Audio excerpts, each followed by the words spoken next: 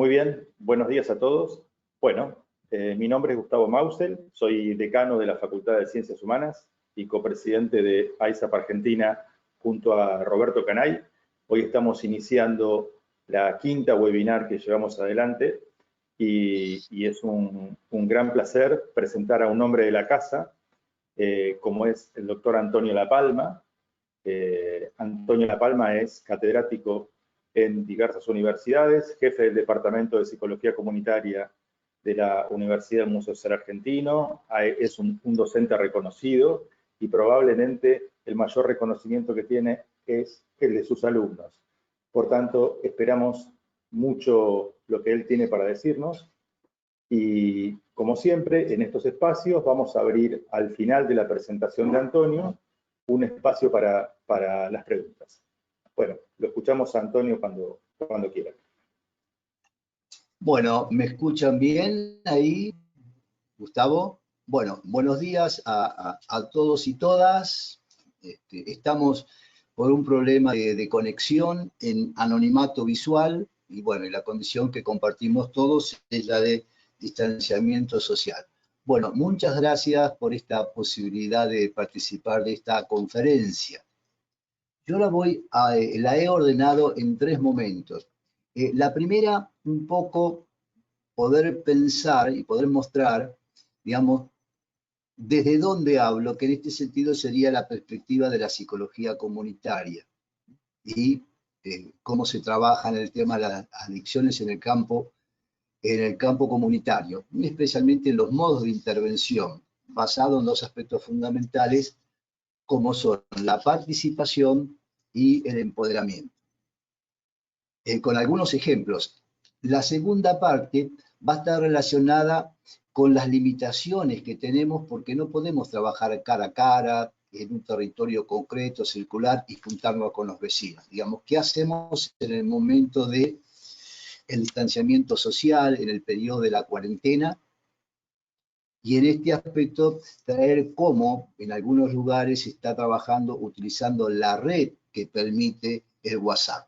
Y por último, suponiendo que esto cambiará, ¿qué pasará el día después y cuáles serían las posibilidades que tenemos para trabajar desde un enfoque comunitario? Bueno, básicamente, para empezar, nos vamos a encontrar que cuando hablamos de comunidad, es difícil ponernos de acuerdo a qué significa. Esto va desde aquellos que somos iguales, que compartimos un montón de cosas, hasta la comunidad con una serie de dimensiones que nos permiten entender. Hay cerca de 70 definiciones de comunidades, con lo cual la dificultad de trabajar con un enfoque comunitario es el carácter plurisémico, digamos, que tiene el concepto de comunidad. El segundo aspecto es la dificultad para trabajar mediante modos participativos y en esto con la modalidad de la investigación, acción participativa. Cuando hablamos de trabajo en la comunidad, o trabajo con la comunidad, o trabajo a la comunidad, estamos definiendo ya que hay tres enfoques. Gustavo, ¿se escucha bien? Hay tres enfoques. Uno dirigido a la comunidad en el sentido amplio. Los mensajes son unidireccionales y van a todos por igual. Hoy podemos ver que los distintos consejos que se dan para unificar comportamientos de cuidado frente a la pandemia, digamos, van todos por igual. Y básicamente son distanciamiento social, el uso de los barbijos, lavarse las manos. Para todos por igual, sin ninguna diferenciación cultural. El segundo enfoque es el enfoque en la comunidad, cuando ya tenemos alguna unidad ejecutora de salud en general, de salud mental, de acción social en un territorio. Hay un espacio que está en una localidad, en un barrio determinado, y desde ese lugar trabaja muchas veces haciendo algún tipo de oferta, especialmente los programas de políticas públicas o las intervenciones de las organizaciones no gubernamentales llevan adelante acciones definidas por ellos en relación a un sector de la población. Esto es en la comunidad. Sin embargo, digamos, muchas veces hay una oferta, pero no se sabe con claridad cuál es la necesidad o cuál es la demanda específica que tiene una comunidad. Y aquí entraríamos en el tercer enfoque, que es con la comunidad. Lo que va a definir la perspectiva de la psicología comunitaria, de la psicología social comunitaria, es, se trabaja en una comunidad en el sentido de un territorio específico y por otro lado con la comunidad, y esto abre paso, digamos, a los procesos participativos. Para cerrar esta parte del enfoque de la psicología comunitaria, digamos, es aquel aspecto de la psicología que se dedica a estudiar los factores psicosociales que permiten instalar capacidad para poder controlar y que los individuos puedan ejercer un poder en términos de modificación en su propio espacio o ambiente individual y social para solucionar los problemas que los aquejan y lograr cambios en esos ambientes. Dicho de alguna manera, ahí está la definición que este material queda para ustedes. El con la comunidad permite entonces tener en claro que si es trabajar para que la población tenga capacidad de modificar sus entornos, la modalidad de trabajo es participativa, y eso define con quiénes se trabajan, de qué manera se trabaja, cuál es la metodología, y en este caso particular es el modelo de la investigación-acción participativa. Después, los tres primeros, que dicho de manera más compleja, es el epistemológico, el ontológico y el metodológico, es compartido con todas las disciplinas, siendo propio una dimensión ética y política de la psicología comunitaria. Bueno, desde esta perspectiva, la psicología comunitaria no se va a definir porque hay psicólogos o psicólogas trabajando en una determinada parcela de la realidad, sino que surge de una perspectiva propia, de una formación que genera una forma de posicionarnos frente a los procesos y fenómenos de la comunidad respetando toda su complejidad. Si no hacemos psicología comunitaria porque hay psicólogas en un espacio territorial, sino porque aplicamos conceptos y formas operativas que vienen de la psicología social, que son nuestros bagajes teóricos, nuestros bagajes metodológicos y siempre desde un compromiso y una implicancia afectiva. Si nosotros tuviéramos que definir qué es intervención comunitaria, vamos a hablar que son procesos intencionales de cambio, orientados mediante procesos participativos. Esto implica que hay una asociación de colaboración entre la población y equipos técnicos. En este caso vamos a hablar de psicólogos comunitarios, pero en realidad la complejidad de los fenómenos que estudiamos en la realidad concreta implican la presencia de equipos interdisciplinarios. ¿A qué se orientan estos procesos intencionales de cambio? Al crecimiento, a la dotación, al fortalecimiento de recursos físicos de la población. Una plaza con algunos dispositivos para hacer ejercicios físicos, un centro de salud, un espacio de reuniones, un pequeño teatro comunitario. Recursos psicosociales entendiendo por aquellos que surgen de las relaciones y los vínculos que se dan entre las personas, los procesos de interacción, el mundo de las emociones, de los afectos, el apoyo psicosocial a una población determinada. Y por otro lado, los recursos socioculturales que a partir de la cultura, como la música, por ejemplo, pueden ser importantes y vamos a ver después en un ejemplo de trabajo en el consumo de sustancias. Por otro lado, estas intervenciones se orientan al fortalecimiento de organizaciones propias y representativas de la propia comunidad, y por otro lado al incremento de las posibilidades de influencia en su entorno. Hay otros aspectos que nosotros,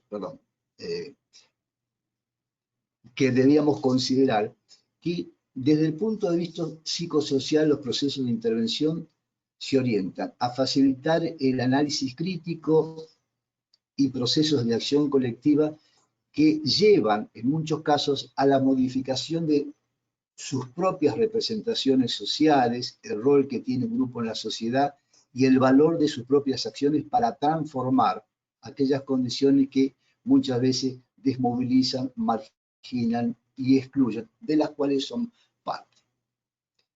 Bueno, con esto la idea de intervención comunitaria está referida a procesos intencionales de cambio, en la cual nosotros vamos a encontrar que trabajamos con un vínculo, un triple vínculo, en el cual está la población, un equipo interdisciplinario, cualquiera sean las disciplinas de origen, en torno a un proyecto compartido. Esto es lo que nosotros trabajamos, este proceso de intencional de cambio mediante modos participativos, podríamos decir que es un triple vínculo, ¿sí? Donde en este caso muchas veces la población es la que define cuáles son los problemas con los cuales quisiera trabajar. Ahora, la pregunta en este caso es si en la población aparecen demandas, les preocupa el tema del consumo, cualquiera sean las sustancias de las que se habla.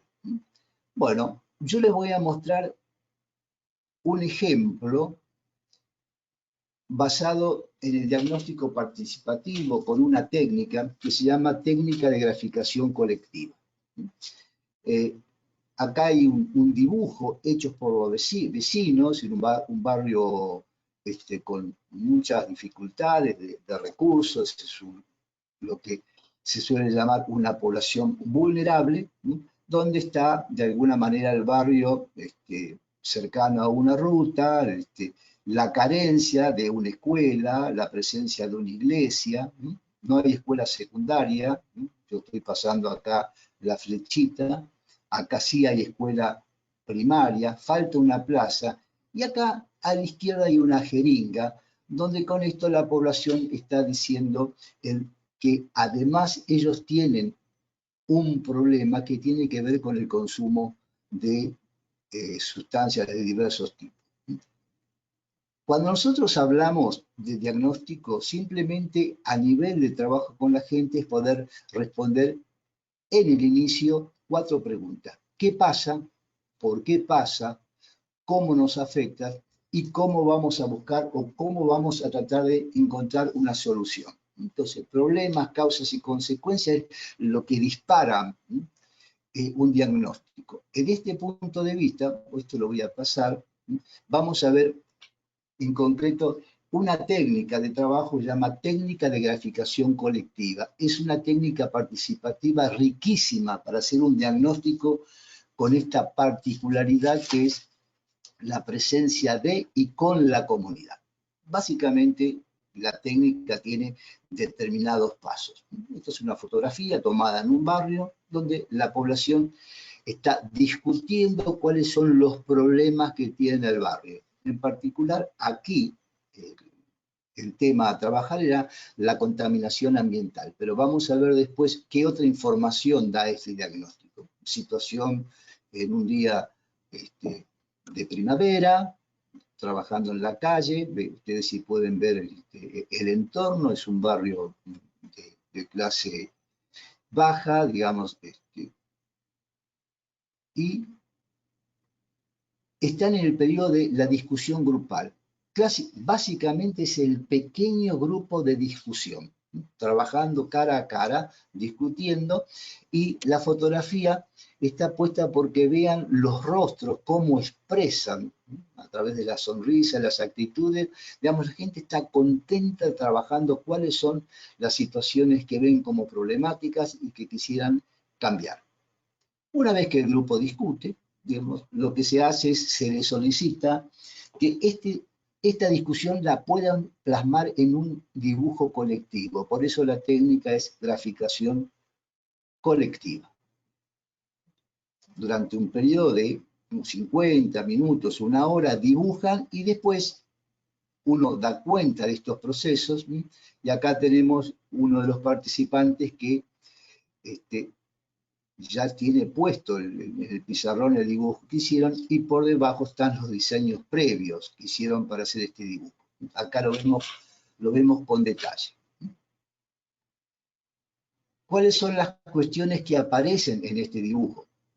Son, por un lado, tercera edad, esta persona con vara y bastón, preocupada por el tema de medicamentos, la alimentación, el fuego, porque era en invierno y es una zona de mucho frío, el dinero que no alcanza, los chicos desnutridos, los chicos en las calles y bueno, en este caso particular, aquí animales, digamos, que andan sueltos. Y acá dibujaron a un adolescente con el cual dio en la discusión posterior, en la presentación, la posibilidad de empezar a hablar del tema de consumo de sustancias. El alcohol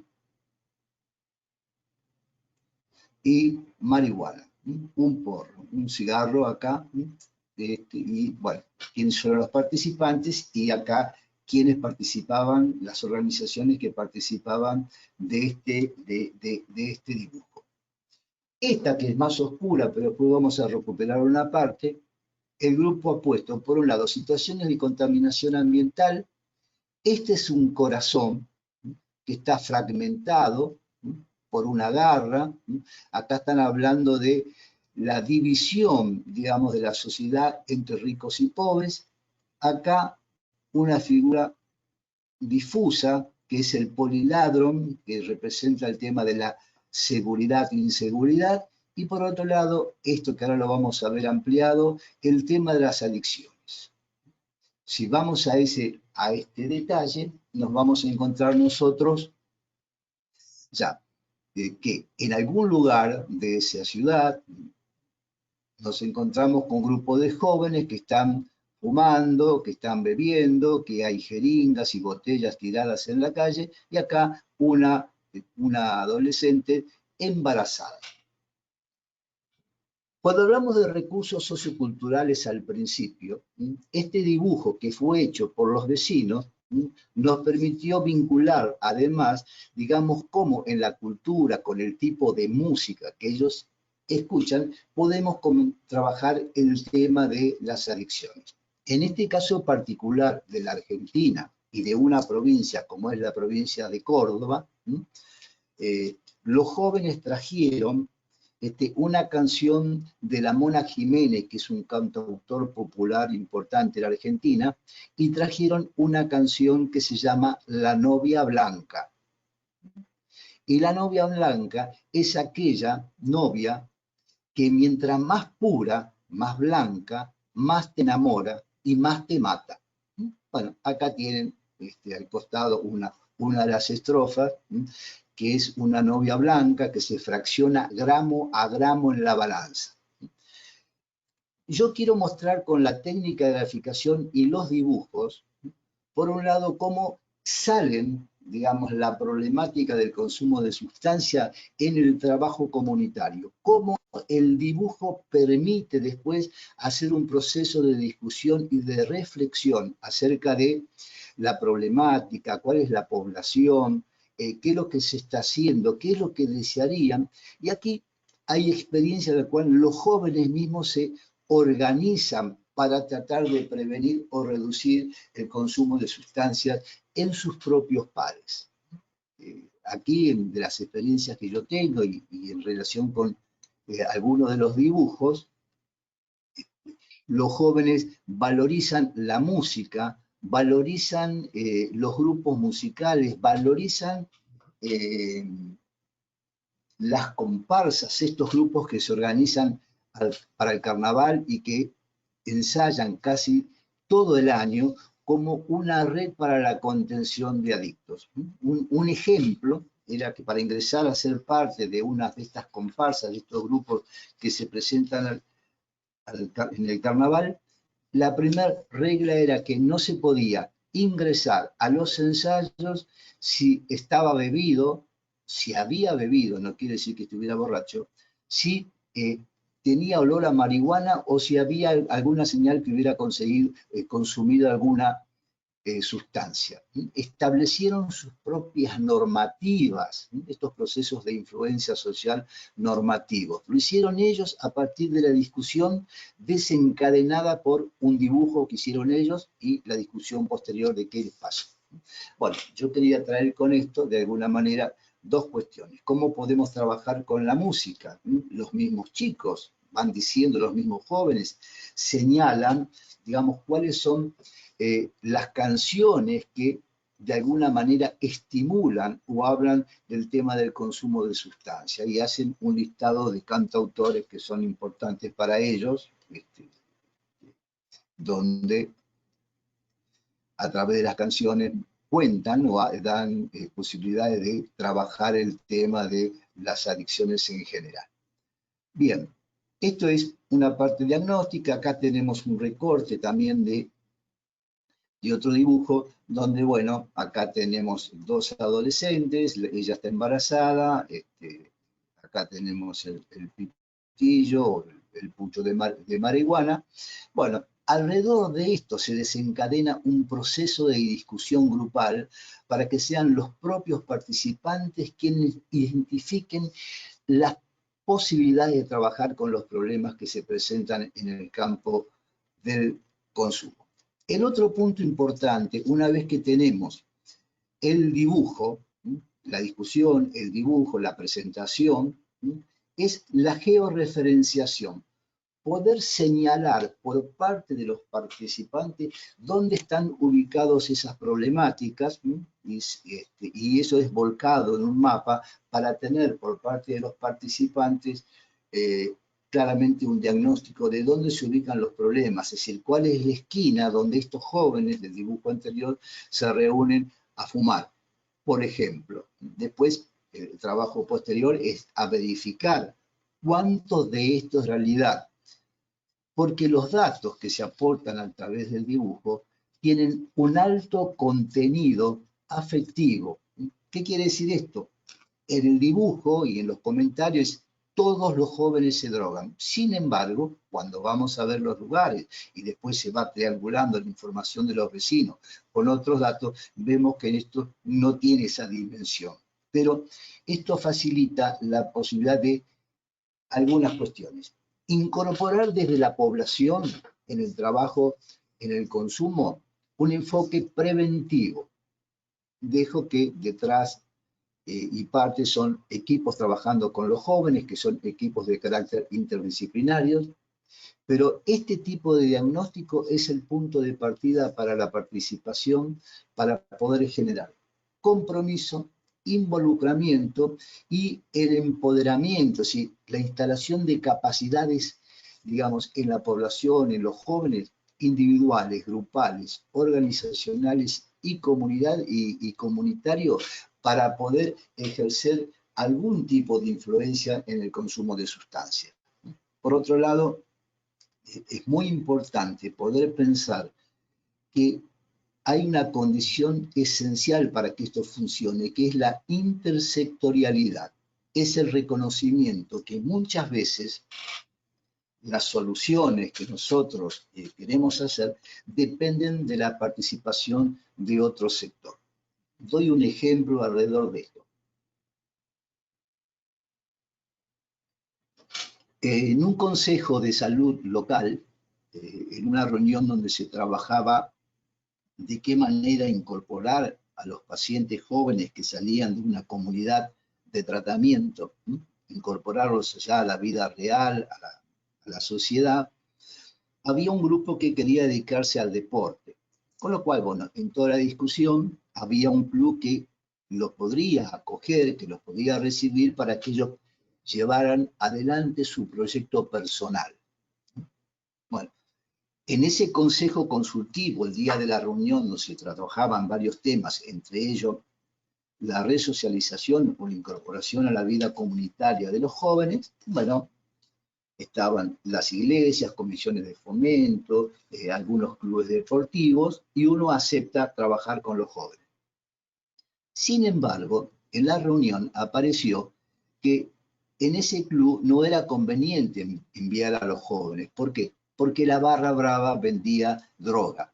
Con lo cual, si rápidamente nosotros que creíamos o creemos que el deporte es un rehabilitador importante, sin embargo, lo hubiéramos enviado a la boca del lobo, ¿sí? Hubiéramos enviado a un lugar que se hace deporte, pero donde las barras bravas allí están vendiendo las drogas. Bien, el otro punto es el trabajo en redes. No vamos a hablar de esto, no, solamente primero porque no hay mucho tiempo, y por otro lado, para entrar ya en algunas cuestiones centrales de nuestra charla.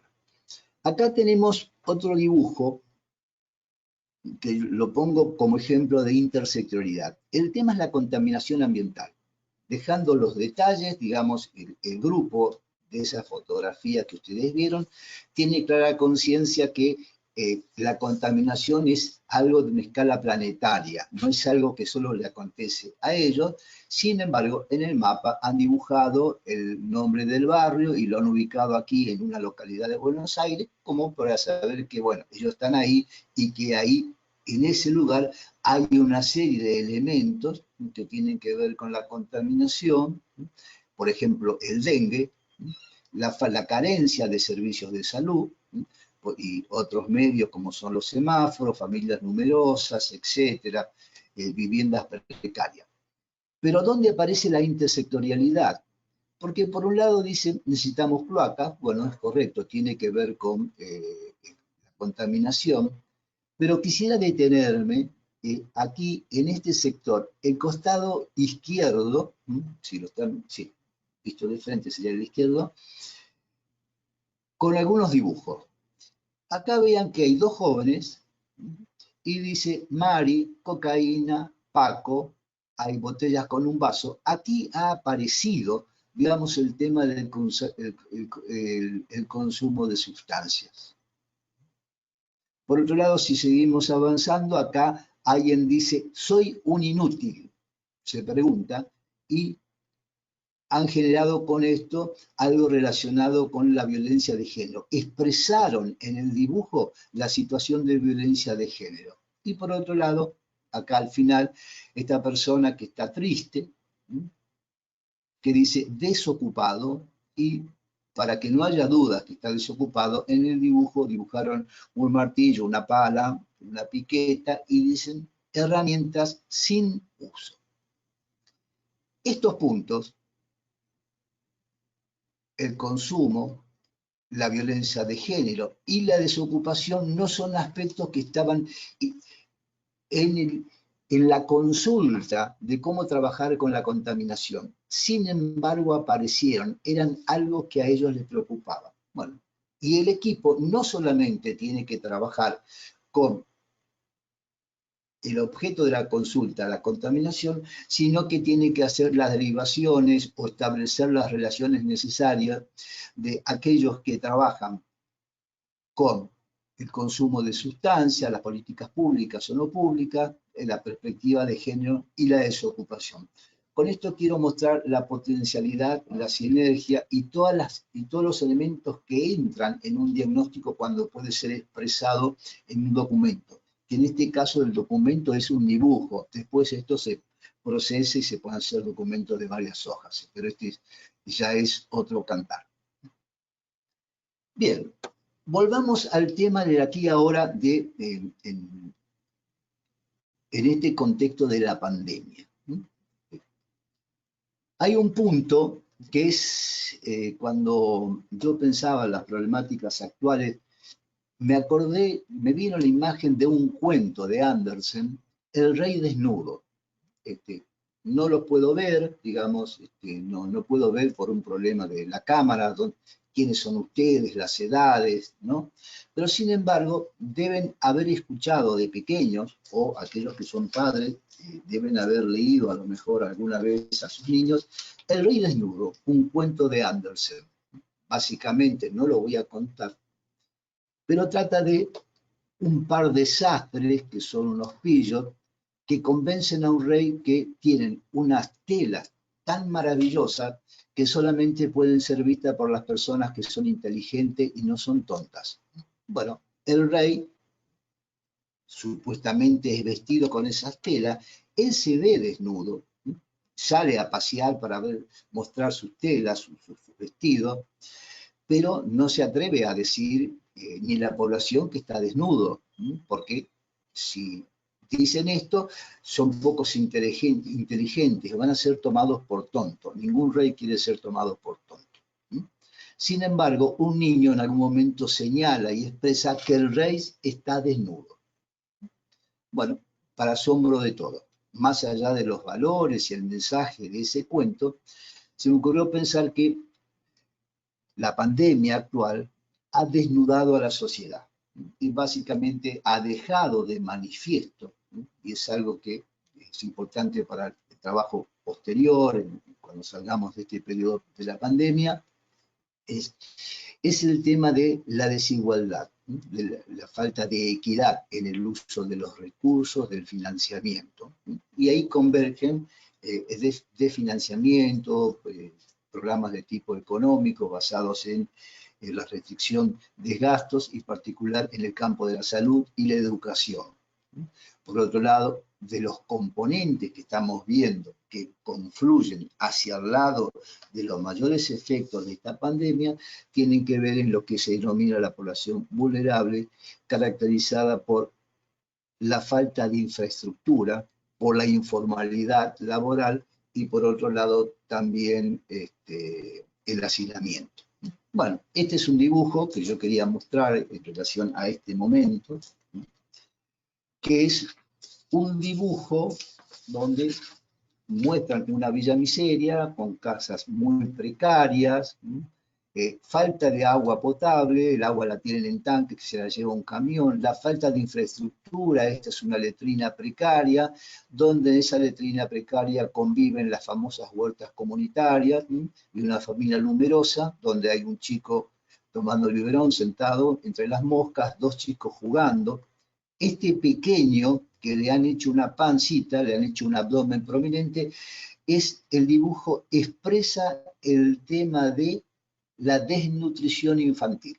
Por otro lado, familia numerosa, digamos, donde hay una señora dándole lactancia a un bebé, una niña, una hija que le acerca un mate, una bebida tradicional argentina, y por otro lado acá tenemos una menor embarazada en una situación de absolutamente precariedad, porque esto es el tema de la contaminación ambiental.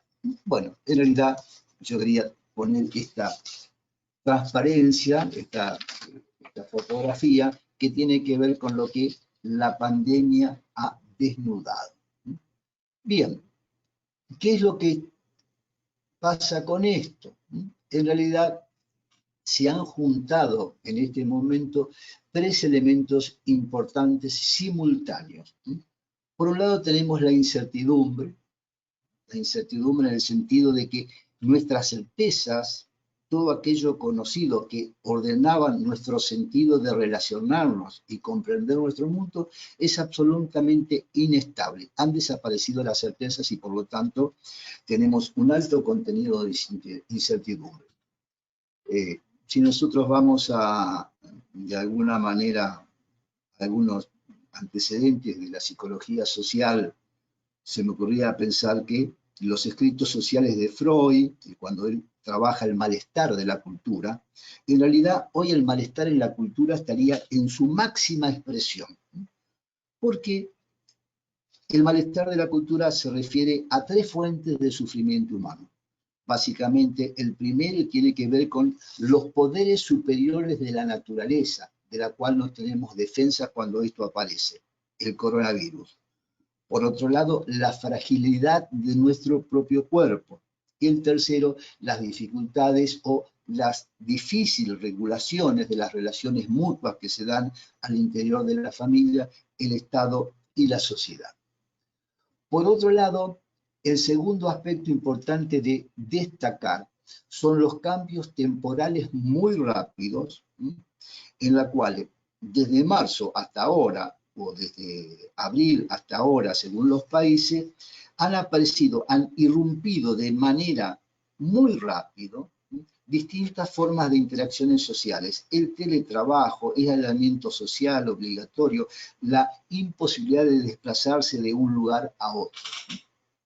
Y esta videoconferencia, en la cual lamentablemente no pueden ver mi rostro y lamentablemente yo no puedo ver el del otro, se han juntado dos aspectos, que son, por un lado, el anonimato visual y el distanciamiento social.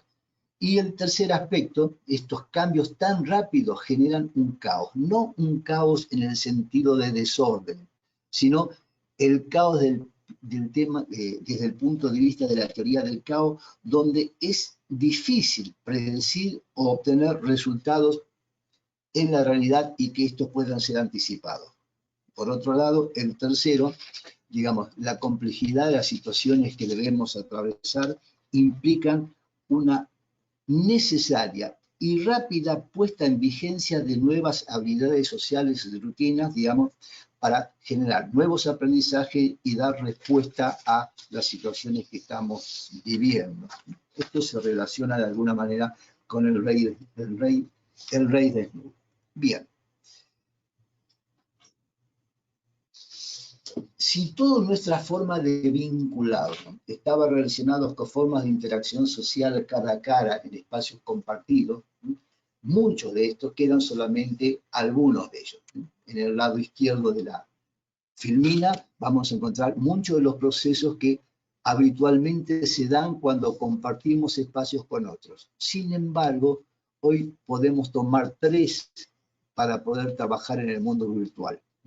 La pertenencia, un contacto o la posibilidad de una existencia visual entre los integrantes de un grupo determinado y que puedan ejercer determinada influencia.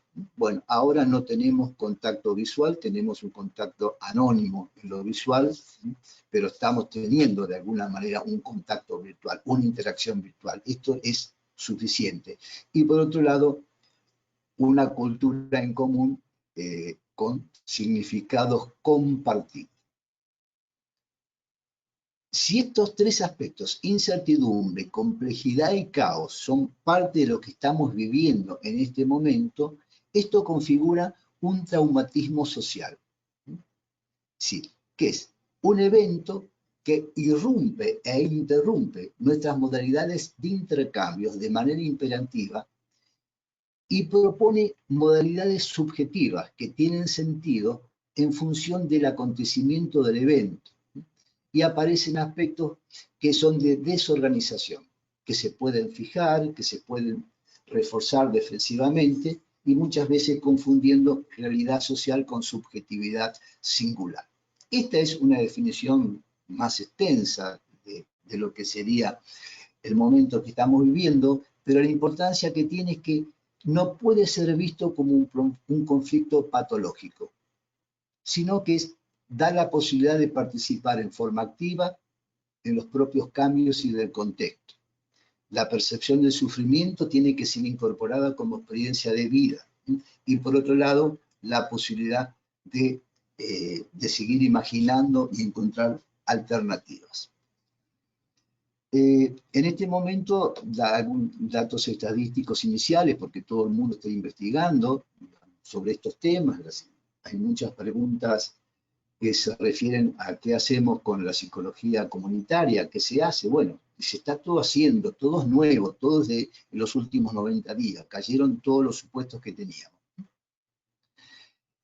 Pero hay una red importante, para ir cerrando, que es cómo utilizar el WhatsApp, digamos, como una red virtual para trabajar el tema del consumo de sustancias. Hay una experiencia que se está llevando en el norte del país, en la cual la consulta inicial fue que la red existente de agentes de salud iba a ser potenciado para poder trabajar con la comunidad.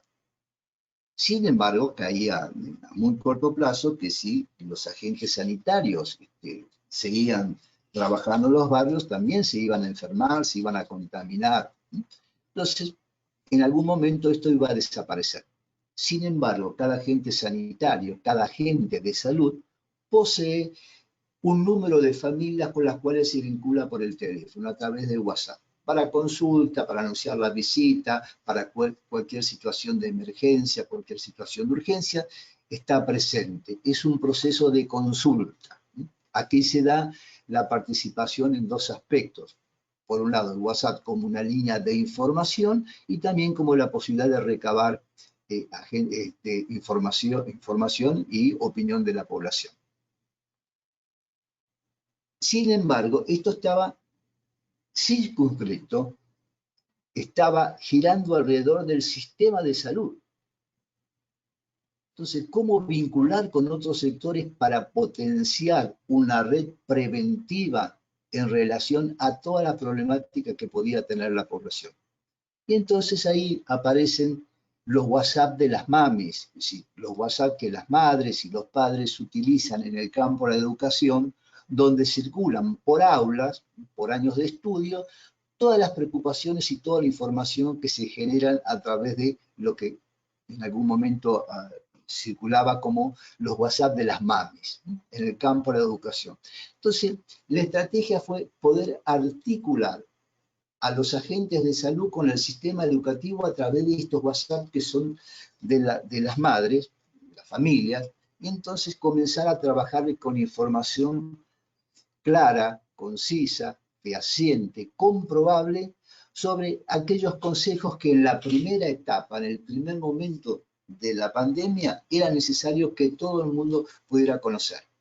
Esto es básicamente el distanciamiento social, el cuidado, el lavarse las manos, después usar el barbijo, ¿no?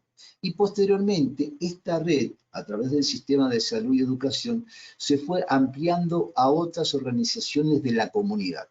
Por ejemplo, clubes deportivos y también organizaciones socioculturales, como por ejemplo grupos de gauchos, grupos que crían determinado tipo de caballo y que ese caballo es entrenado para tener un paso muy particular, digamos. Entonces se fue ampliando esta red que en el primer momento era para orientar y dar consejo a la población, pero que en el segundo momento de la implementación comienza a recabar cuáles son las problemáticas que están teniendo las familias que están apareciendo. Y entonces comienzan a aparecer información que tiene que ver con la saturación que la población tiene por la cantidad de mensajes que están circulando y ciertas recomendaciones de cómo empezar a seleccionar. Y entre ellos comienzan a aparecer alguna información que no está procesada todavía desde el punto estadístico, es sobre el consumo del alcohol y la automedicación de la propia población en relación con la ansiedad, el pánico, el insomnio que ha traído la pandemia. El consumo empieza a ser identificado por parte de la comunidad. En una tercera etapa, digamos, se vincula esta red con una radio comunitaria donde comienzan a circular información y a discutirse problemáticas que son de interés de la población. Como esto es muy reciente, todavía no han aparecido a nivel de la discusión de las radios comunitarias el tema de la sustancia, pero sí comienza a ser un tema que es hablado, ¿viste? Esto es muy parecido a lo que desencadena un dibujo cuando uno comienza a leer. El otro punto, hay una experiencia similar, mucho más amplia, que es mexicana. Esta experiencia está conducida por la congregación jesuita y se llaman Redes Vecinales de Solidaridad, REVES, que es un programa que trabaja con el sistema de WhatsApp para poder llevar apoyo, fortalecimiento, apoyo psicosocial a la población en distintos niveles. No solamente el apoyo emocional frente al momento, sino también apoyo frente a demanda de salud mental, apoyo que tenga que ver con la alimentación de los sectores más vulnerables. En el caso de la articulación que dice arriba, de la experiencia que conté del norte argentino, que comenzó con la unión del WhatsApp de los agentes de salud y de las MAMIs, me olvidé de decir que ahora se comenzaba a trabajar la articulación por sectores según edades, y comenzó a trabajar hace muy poquito con los jóvenes y todavía no hay datos suficientes para poder sistematizar esta experiencia. Bueno, ¿y qué hacemos después? Primero, tenemos que tomar que muchas de las circunstancias o de las situaciones que están generando la pandemia no pueden ser vistas simplemente con un enfoque basado en la psicopatología. Y aquí tenemos que trabajar desde una línea de una salud mental más comunitaria. Yo he tratado de ordenar aquí un listado de las prácticas de clínica en salud mental con un enfoque comunitario que tienen vigencia, como la clínica situacional, el grupo de contención, también o terapia transicional, en el sentido para diferenciar de aquella que se da en un centro de salud y que tiene un modelo más orientado a la enfermedad, la terapia de trinchera, que son grupos de discusión sobre qué nos pasa a nosotros frente a esa situación, y en el caso de ser necesario, ahí sí es derivado a un centro de salud. Una clínica vincular ante el desamparo social, una experiencia generada en Argentina a partir de la problemática que surgió en el 2001. La terapia integrativa, comunitaria integrativa, la clínica social de apoyo o la psicología comunitaria de la esperanza. Y por otro lado, debemos apuntar en el futuro a la prevención en tanto dotación de recursos físicos, apoyarnos en las experiencias socioculturales y psicosociales, el fortalecimiento de organizaciones de la comunidad y sobre todo la participación comunitaria, ciudadana y política. Si nosotros generamos espacios, aunque sean virtuales en este momento, donde podamos generar la posibilidad de una comunicación de ida y vuelta con distintos sectores, van a comenzar a aparecer muchas de las problemáticas con las cuales queremos trabajar. Y con los sectores juveniles es importante porque rápidamente va a aparecer el tema del consumo de sustancias. Primero, seguramente las más sociales, las más identificadas como permitidas, como son el alcohol. Por otro lado, el consumo de medicamentos, y esto está presente en algunos estudios que se están haciendo en este momento, pero yo no he podido recopilar información sobre esto, de experiencias que se estén llevando adelante desde la perspectiva de la psicología social comunitaria, porque esto es reciente. Si bien tanto organizaciones internacionales como la Sociedad Interamericana de Psicología están en este momento armando un banco de datos planetario sobre las dificultades que genera la pandemia y la conducta en la población. Bueno, en realidad todos nosotros estamos atravesados por esto que ha sido una irrupción en nuestros modos de vida diarios y nuestra cotidianeidad ha cambiado. Ese es nuestro desafío posterior. Bueno, estamos sobre el tiempo. Gustavo. Hola. ¿Están por allí? Porque Antonio, yo no los veo. Sí, te escucho perfectamente. Bueno, Gustavo. Bien, no sé si... Bueno, ver, vamos a dar inicio a las preguntas. Sí, vamos a dar inicio a las preguntas. Te decía que es interesantísimo todo lo que escuchamos. Siempre es un placer tener tu visión respecto de las cosas, porque, gracias, como ustedes saben, Antonio La Palma es una referencia no solo en Argentina respecto de la psicología social y comunitaria, sino en Latinoamérica, y es una persona que es capaz de recabar no solo información, sino que tiene conciencia y conocimiento y diagnóstico respecto de una gran cantidad de experiencias que existen en toda Latinoamérica en diversos problemas. Y en este momento es imprescindible pensar con él una cantidad de estrategias y de necesidades que son problemas que se nos van a presentar en breve. Vamos. Bien, dime, vos vas mencionando alguna de las Daniel, preguntas? ¿cómo interviene la psicología? Sí, yo las tengo aquí anotadas de algunas que Sí, seleccioné. Daniel pregunta, ¿cómo interviene la psicología comunitaria para fomentar prácticas saludables o preventivas en situaciones de consumo? bien. Hoy, digamos, a través del modo virtual, con las limitaciones de tener un acceso a Internet, una buena señal, cosa que hoy acá ha fallado, por lo menos con el tema de la cámara, mediante armado de pequeños grupos en los cuales haya una consulta y directamente, digamos, una consulta si hay problemas de consumo de sustancias y qué podemos hacer con esto. Ya ahí se abre el proceso participativo y entonces ir juntando personas jóvenes, personas en general, que tengan interés en trabajar en este tema y conducirlo como si estuviéramos frente a un grupo de la vida cotidiana, es decir, un grupo que en este caso va a estar virtualizado. Digamos, yo estoy llevando adelante una experiencia donde nos juntamos una vez por semana, 7, 8 personas, y hablamos sobre las problemáticas que tenemos y se ha transformado un grupo de ayuda mutua, una red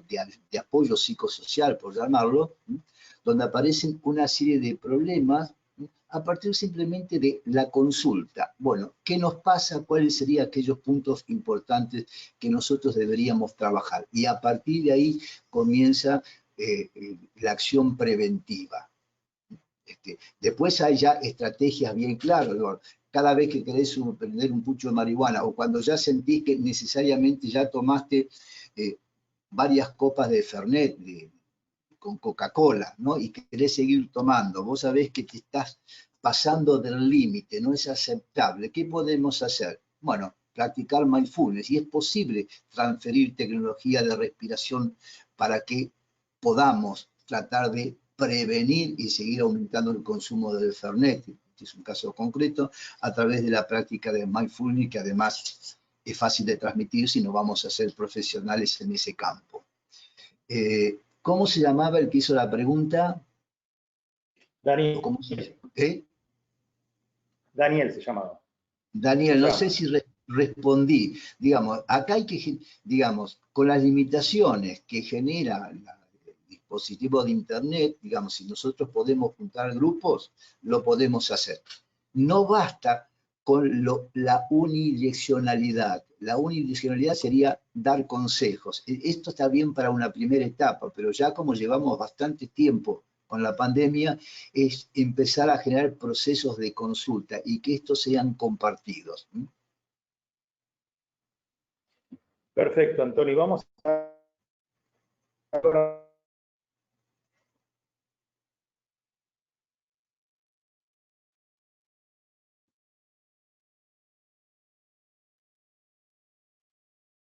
Hay muchos grupos de consultas, ¿no? Donde se está trabajando de modo virtual problemáticas que define el equipo. Queremos trabajar el tema de consumo o queremos trabajar determinado tema y la gente entra. Hay una avidez en cualquiera de estos campos, ¿no? Por supuesto que a veces los sectores más carenciados, más vulnerables de la población, no tienen buena señal. Bueno, pero este es un tema que tiene que ver con que la escasez de recursos físicos, de infraestructura para que esto pueda llevarse. Gustavo Mausel parece que se ha quedado sin conexión. A ver si yo puedo. Roberto, ¿está por allí?